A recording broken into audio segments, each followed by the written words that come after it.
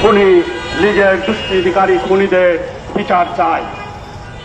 আজকে আপনারা দেখেছেন যে একটি চক্র এদের যারা খুনি তাদেরকে জামিন দিয়ে দিচ্ছে।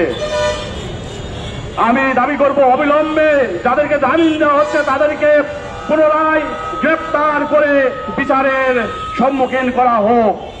বিচার ব্যবস্থা সংস্কার করে সারা বাংলাদেশের জেলা উপজেলায় স্পেশাল কোর্ট তৈরি করে এই আওয়ামী দুষ্কৃতিকারী তাদের দোষকদের বিচার করা হোক। আজকে আওয়ামী লীগ বিভিন্ন দলে লুকিয়ে থাকা তাদের পেড এজেন্ট দিয়ে জুলাইকে কটাক্ষ করছে, জুলাই যোদ্ধাদের কটাক্ষ করছে, কটূক্তি করছে। অবিলম্বে এদেরকে গ্রেপ্তার করে বিচারের আওতায় আনা হোক। যে সমস্ত হত্যাকাণ্ড ঘটেছে, শাপলা হত্যাকাণ্ড, বিডিআর হত্যাকাণ্ড, 24-এর গণহত্যা, 15 আগস্ট বিপ্লবীদের জেলখানায় হত্যা সহ আমি দুঃশাসন আমাদের যত হত্যাকাণ্ড হয়েছে অবিলম্বে দ্রুত ট্রাইব্যুনালের মাধ্যমে বিচার করে বিচার কার্য সম্পাদন করা হোক। একই সাথে আমি আহ্বান জানাবো যে আপনারা ঐক্যবদ্ধ থাকুন এবং ভারতীয় ষড়যন্ত্র, ভারতীয় দাল ষড়যন্ত্র ঐক্যবদ্ধভাবে রুখে দিন। বাংলাদেশ জিন্দাবাদ, ভারতের দালালরা হুঁশিয়ার, সাবধান, ভারতীয় আধিপত্যবাদ ধ্বংস, নিপাত ইনকিলাব জিন্দাবাদ। এই পর্যায়ে কর্নেল ফেরদৌস আজিজ ভাইকে ওনার বক্তব্য রাখার জন্য আহ্বান করছি। বিসমিল্লাহির রহমানির রহিম। উপস্থিত সাংবাদিক ভাইয়া ও অন্যান্য সহযোগীরা, আসসালামু আলাইকুম। 2000 শহীদ ও 30,000-এর অধিক পঙ্গুত্ব অঙ্গহানির বিনিময়ে ভারতীয় আধিপত্যবাদকে ধ্বংস করে দিয়ে আমাদের এই দুধের বাচ্চারা স্বাধীনতা পুনরায় ফিরিয়ে এনেছে। 71-এর স্বাধীনতা বিক্রি করে দিয়েছিল। 54 বছর শোষণ করেছে ভারত আমাদেরকে। আমরা পাকিস্তান থেকে মুক্ত হয়ে দিল্লির দাসত্ব বা দিল্লির পেটের মধ্যে ঢুকতে চাইনি। আমি নিশ্চিত আমাদের মুক্তিযোদ্ধা ভাইরাও তা চাননি, কিন্তু এটা কালক্রমে হয়েছে। ভারতীয় সেবাদাস যারা তারা এই কাজটি করেছে, দেশকে ধীরে সুস্থে সময়ের বিবর্তনে ভারতের হাতে তুলে দিয়েছে। শুধু বাকি ছিল ফ্ল্যাগ আর ম্যাপটা পরিবর্তন, পতাকার ম্যাপটা পরিবর্তন করা। হয়তো হাসিনা শেখ আর 2-4 বছর থাকলে সেটা সম্পন্ন করে দিয়ে যেত। বাট আল্লাহর দয়া, এই মুসলিম জনপদকে উনি এই হিন্দুত্বের পেটের মধ্যে ঢুকিয়ে শাস্তি দিতে চাননি। শুধুমাত্র আল্লাহর দয়ায় এই বিপ্লব ঘটেছে এবং কেউ কল্পনা করেনি যে কাদের দ্বারা বিপ্লবটা হবে। বড় বড় রাজনৈতিক দলগুলা বেইমানি করেছে। উপর দিয়ে আন্দোলন, ভিতর দিয়ে তলে তলে টাকা খাওয়া বেইমানি হাসিনাকে থাকতে দিয়েছে। আল্লাহ এই দুধের বাচ্চাদের হাত ধরে আমাদের এই জাতিকে মুক্তি দিয়েছে। তো সেই বিজয়ে এটা ধূলিসাৎ করে দেওয়ার জন্য, উল্টে দেওয়ার জন্য হাসিনা শেখ, ভারত এবং তার সেবাদার যারা এখানে আছেন তারা সবসময় চেষ্টা করে যাচ্ছেন। এবং আপনারা দেখেছেন প্রথম 6 মাস কিন্তু অতটা করেনি, টুকটাক আন্দোলন করেছে, গন্ডগোল করেছে। কিন্তু এখন এই 1 বছর পার হয়ে গেছে, প্রতিটা দপ্তরে যান, ওর লেসপেন্সাররা বসে আছে, আপনাকে ভদ্রতার খাতিরে চা পান খাওয়াবে বা কফি খাওয়াবে হাসিমকে।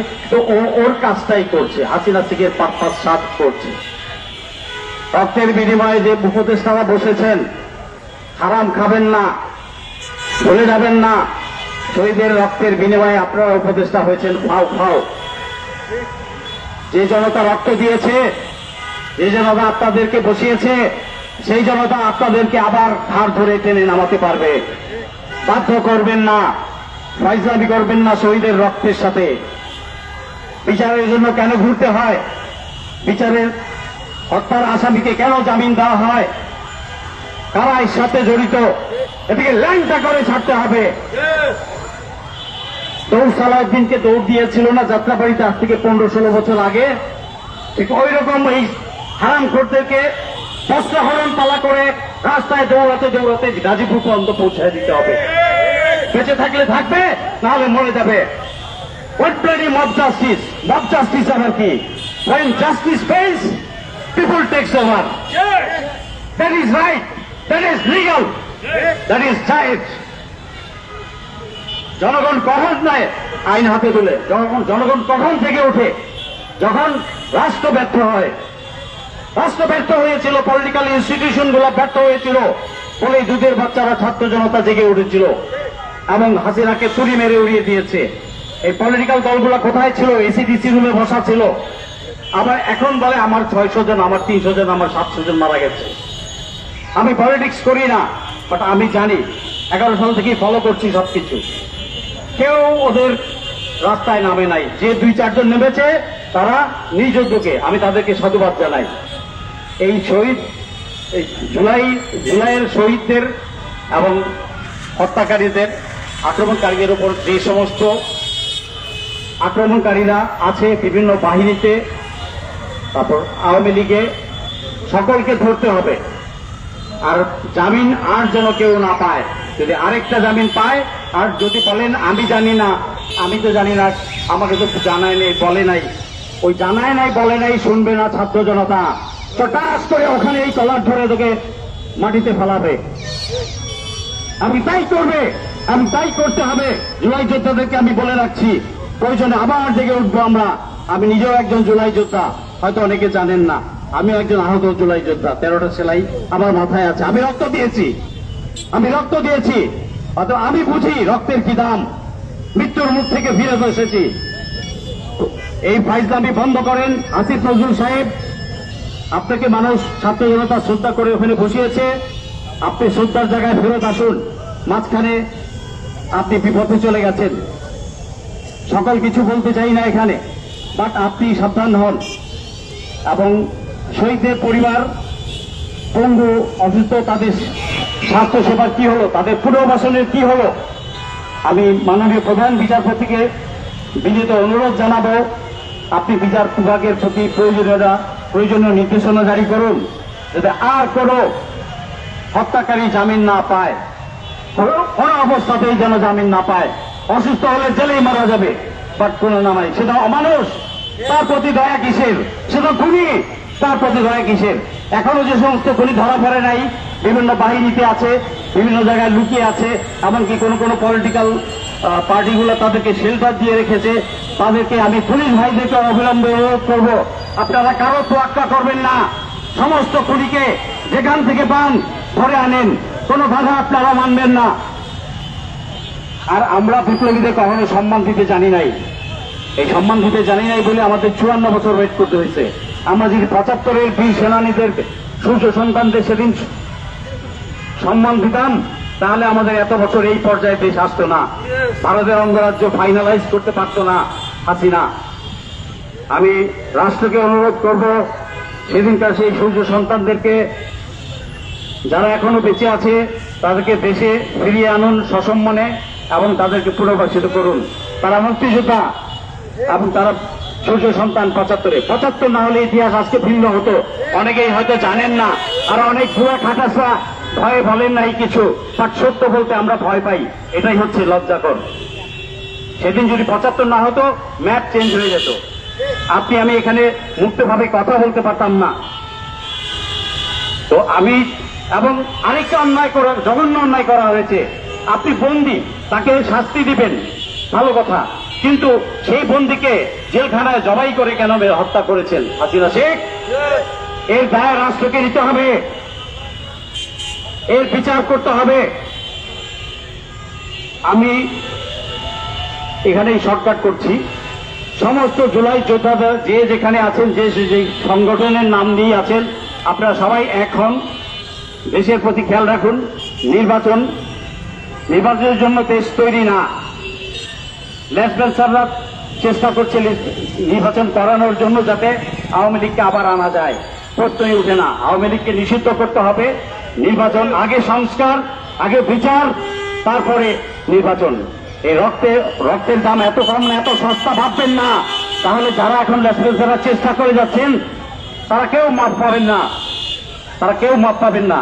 আমি সকল জুলাই যোদ্ধা থেকে অনুরোধ করব, তোমরা সবাই এক থাকো এবং জুলাই যোদ্ধা আহত পরিবারের প্রতি যাতে আমরা জাস্টিস করতে পারি সেই জন্য আমরা অবিরাম চেষ্টা করে যাব। যারা ধন্যবাদ সবাইকে। আসসালামু আলাইকুম। সংস্থা রয়েছেন তারা ইতিমধ্যে এই হাইকোর্টে এসে আমাদের মিডিয়া কর্মী ভাইরা যারা আছেন আপনাদের প্রতি দৃষ্টি আকর্ষণ করব, আমাদের বাংলাদেশের মিডিয়া পল্লীগুলোতে এখনো দেখবেন অনেক স্বৈরাচার বসে আছে। আপনারা আপনাদের যারা যারা আছে যারা জানেন সেই তথ্যগুলো দিয়ে আমাদেরকে সহযোগিতা করবেন।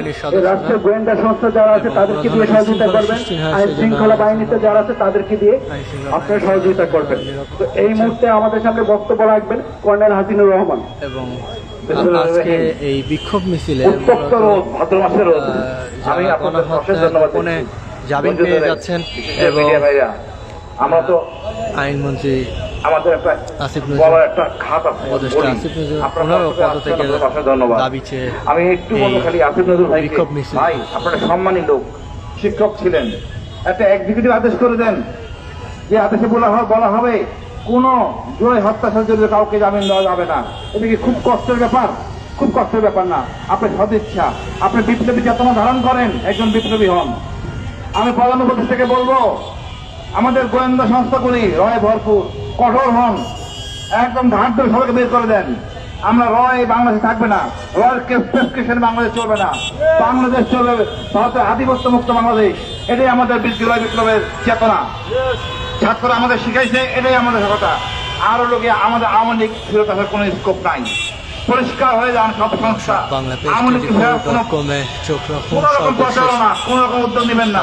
আমরা এই আওয়ামী লীগকে ঘৃণা করি, ভারতকে ঘৃণা করি। ডক্টর ইউনূসের বল অনুরোধ, আপনি সম্মানী ব্যক্তি, সবাইকে বলুন ভারতের এই চর রহস্যমুক্ত হন। আপনাদের সবাইকে অশেষ ধন্যবাদ। আমি গর্ব হচ্ছে যে আপনারা রোদের মধ্যে ছিলেন, আপনাদের গর্ব আন্তরিক ধন্যবাদ।